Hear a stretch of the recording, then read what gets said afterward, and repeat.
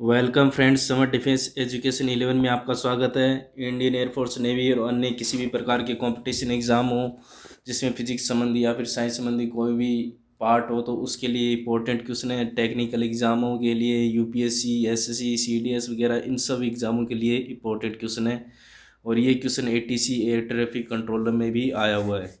तो आज का ये बेहतरीन क्वेश्चन तो स्टार्ट करते हैं दोस्तों। पूछा क्या गया है, निम्न में से हाइड्रोजन स्पेक्ट्रम की विभिन्न श्रेणियों का उनकी बढ़ती आवृत्ति का सही क्रम, यानी कि आवृत्ति के बढ़ते हुए क्रम में इनको सजाना है। विभिन्न जो कि श्रेणियां हैं, लाइमन, बामर, पास्सन, ब्रैकेट, फंड, जो भी अपने विभिन्न श्रेणियां उनको आवृत्ति के बढ़ते हुए क्रम में व्यवस्थित करना है। ठीक है दोस्तों, चार ऑप्शन दे रखे हैं।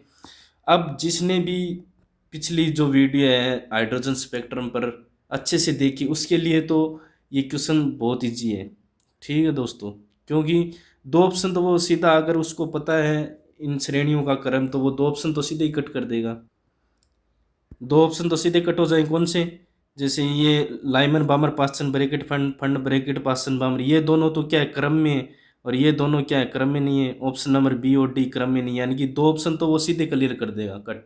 यानी कि ये तो किसी हालत में सही नहीं हो सकते। यानी कि जब आवर्ती वो सब कुछ क्रम में है तो उनकी आवर्ती भी एक निश्चित दिशा में, या तो ऊपर की ओर चाहिए लाइमन से बामर की ओर हो, चाहिए फंड से लाइमन से फंड की ओर हो, चाहिए फंड से लाइमन की ओर हो, यानी कि ये क्रम में ही रहेगी। यानी कि दो ऑप्शन तो कट हो गए सीधे डायरेक्ट, जिसने अच्छे से देखा है हाइड्रोजन स्पेक्ट्रम की, अच्छे से समझा है। अब बचे दो ऑप्शन के लिए अपन, जो कि हाइड्रोजन स्पेक्ट्रम की तरंग दैर्ध्य निकालने का सूत्र है, उससे देखेंगे।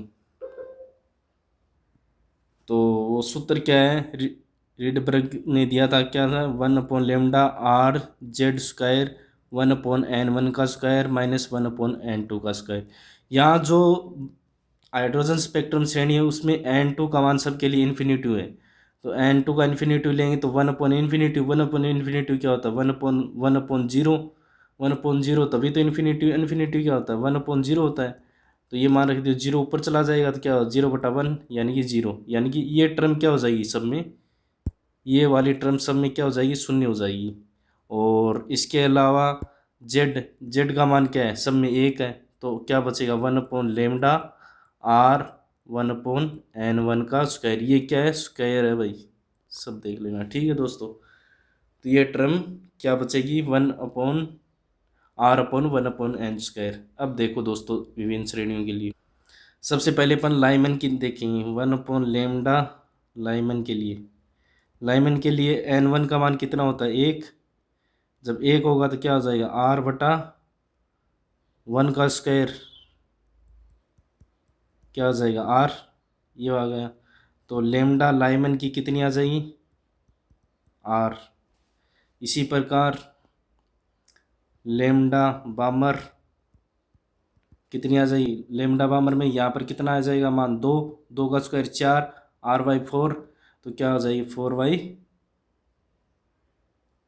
ये कितना बचेगा, 1/r बचेगा इसमें, क्योंकि लेमडा इसमें क्या है, 1/λ, और लेमडा करेंगे तो क्या हो जाएगा 1/r। तो इसमें क्या हो जाएगा 4/r। इसी प्रकार पास्चन, पास्चन के लिए 3×3 = 9, तीन तीन आ जाएगा n1। इसमें n1 का मान कितना आ जाएगा, 2। इसमें n1 का मान 3, तो कितना 9/4। इसके बाद लाइमन, बामर, पास्चन, फिर ब्रैकेट, इसमें कितना आ जाएगा 4, 16, 16/r, क्योंकि n1 का मान कितना आएगा 4। और लास्ट क्या है, फंड, फंड में कितना आएगा 5, n1 का मान कितना है 5, तो कितना आ जाएगा 25/r। ये तो हो गई तरंग दैर्ध्य। अब जो तरंग दैर्ध्य है और आवर्ती में क्या संबंध होता है, लेमडा बराबर क्या होता है,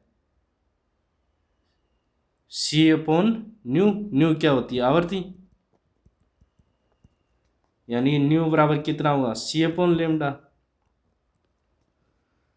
तो अब इसकी सहायता से अपन यानी जिसकी तरंग दैर्ध्य ज़्यादा है उसकी आवर्ती कम होगी।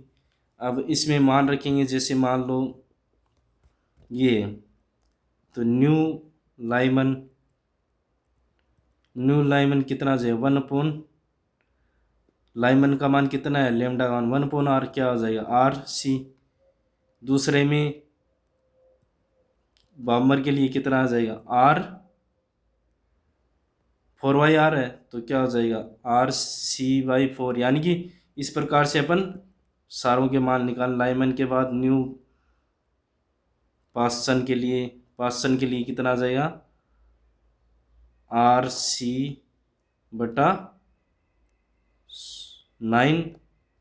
और फिर ब्रैकेट के लिए 16, RC/16। और फंड के लिए RC/25। यानी कि इसमें देखो लाइमन में कितनी है, RC है, फिर बाम्बर में इसमें 4 का भाग दिया, यानी कि कम होती जा रही है। यानी कि लाइमन से बाम फंड की ओर जाते जाते कितनी हो रही है, कम हो रही है आवर्ती। तो अपना ऑप्शन नंबर क्या होगा, यानी कि लाइमन तो ज़्यादा है, अपन को बढ़ते हुए क्रम में यानी कि आरोही क्रम में व्यवस्थित करना है। तो ये क्या है, अवरोही क्रम में, ये तो ऑप्शन नहीं होगा नहीं। और 2 ऑप्शन तो पहले से ही कट थे, बी और डी, क्योंकि इनका क्रम ही नहीं है सही। तो अपना बचा क्या, सबसे पहले कम किसकी है, फंड की, फिर ब्रैकेट की, फिर पास्सन की, फिर ब्रामर की, और लाइमन की सबसे ज़्यादा। तो अपना option number C is correct. ठीक है दोस्तों, और ये अच्छा क्वेश्चन है। इसमें अपन 3-4 चीज़ें समझी, आवर्ती तरंग दैर्ध्य में संबंध भी देखा है, और विभिन्न प्रकार की ये जो कि श्रेणियाँ उनकी तरंग दैर्ध्य ये निकाली है। तो बहुत अच्छा क्वेश्चन है, और आने की संभावना भी बहुत है, क्योंकि ये इजी क्वेश्चन है। बस थोड़ा सा ध्यान में रखना है और हमेशा याद भी रखना। क्या, जैसे लाइमन से अपन किसकी ओर चलेंगे, लाइमन से फंड की ओर। तो लेमडा है वो क्या होगी, लेमडा बढ़ेगी, जबकि न्यू आवर्ती क्या होगी, घटेगी। यानी कि आवर्ती लाइमन की ज़्यादा होगी और तरंग दैर्ध्य फंड की ज़्यादा होगी, फंड श्रेणी की। तो ये चीज़ ध्यान में भी रखनी है अपन को लास्ट में। ठीक है दोस्तों, और वीडियो अच्छा लगा हो तो लाइक कमेंट शेयर करें, एंड चैनल को सब्सक्राइब करें, और अपने दोस्तों को भी शेयर करें इस प्रकार की क्वेश्चन, ताकि वो भी अपनी एग्ज़ाम की प्रिपरेशन को बूस्ट कर सकें। और चैनल को सब्सक्राइब करें। जय हिंद, जय भारत दोस्तों।